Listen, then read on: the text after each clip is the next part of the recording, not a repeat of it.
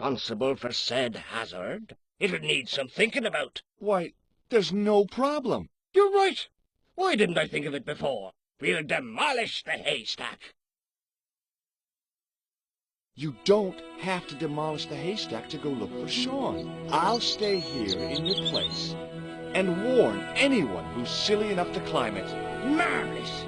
I think I should start my inquiries in the bar.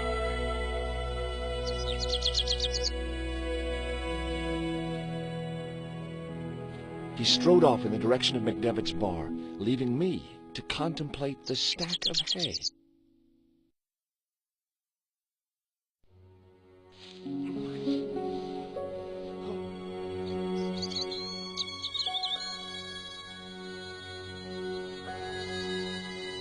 The stack of hay stopped, short of the top of the wall. Even if I stretched as far as I could, the wall was out of reach. What I needed was a slice or two of Alice's Wonderland.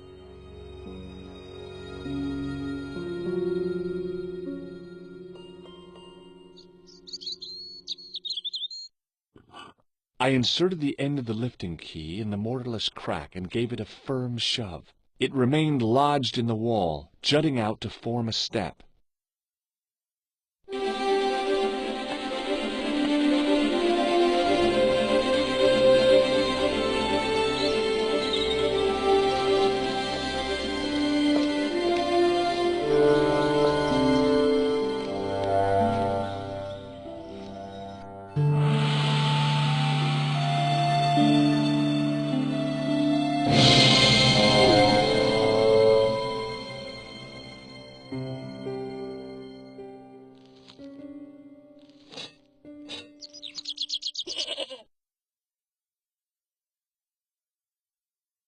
The rope by which the goat was tethered had become tangled on the old plowshare.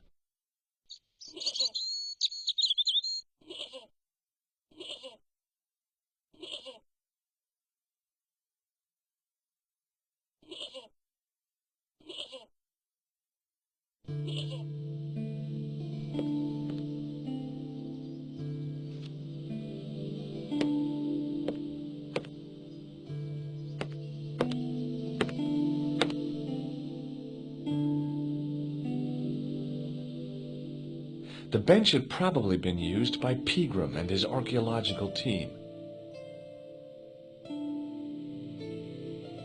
The only object on the table which interested me was a small sack. As I dipped my fingers into the soft white powder, I realized what it was. Plaster of Paris. I'd used it in kindergarten to make casts of animal paw prints.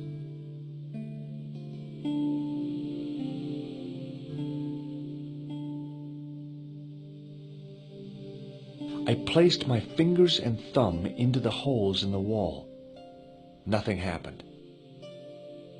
It was a statue which had fallen from its place on the wall, 5 fingers of stone projected from the back of the carving.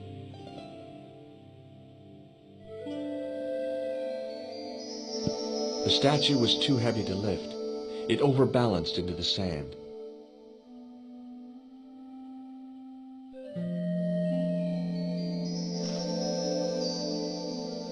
As I swung the stone upright, I noticed it had left a pattern of holes in the sand.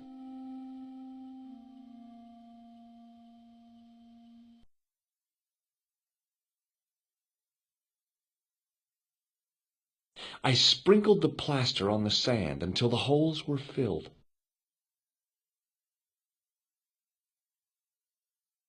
I smoothed the plaster level with the sand. It was my first experience of home improvement.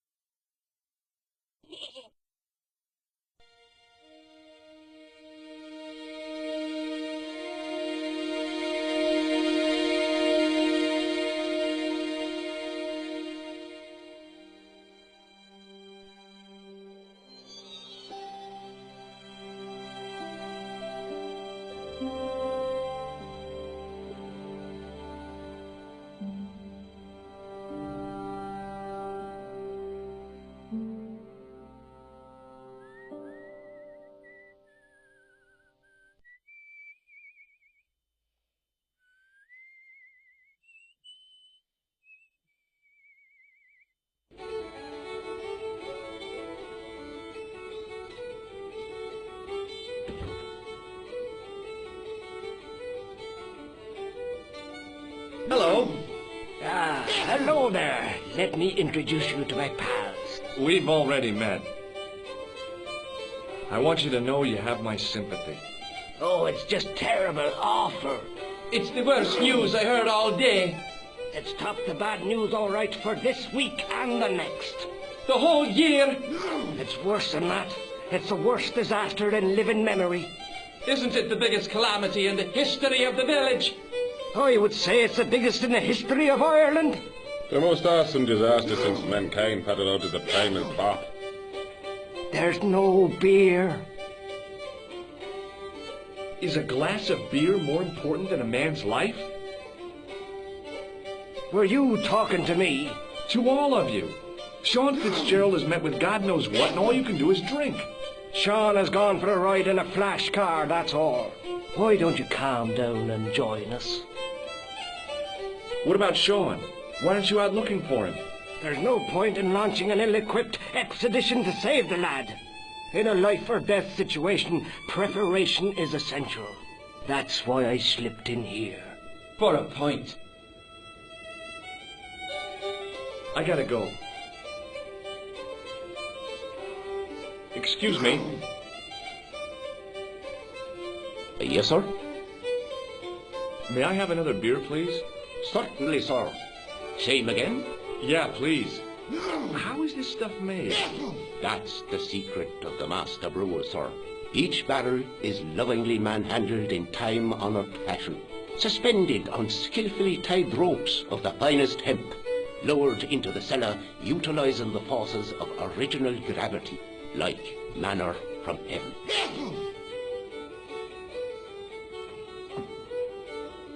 I'm sorry, but the pump appears to be broken. I can fix it for you. I don't think so. This is a job for a professional electrician. Oh well, at least the glass washer is still working. It's not my idea, is it? It just so happens I'm an electrician.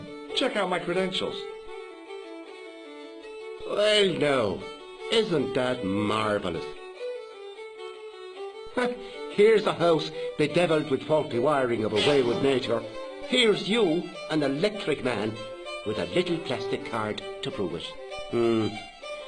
I still want to see what you can do before I let you touch me beer pumps. You can make a start on the glass washer.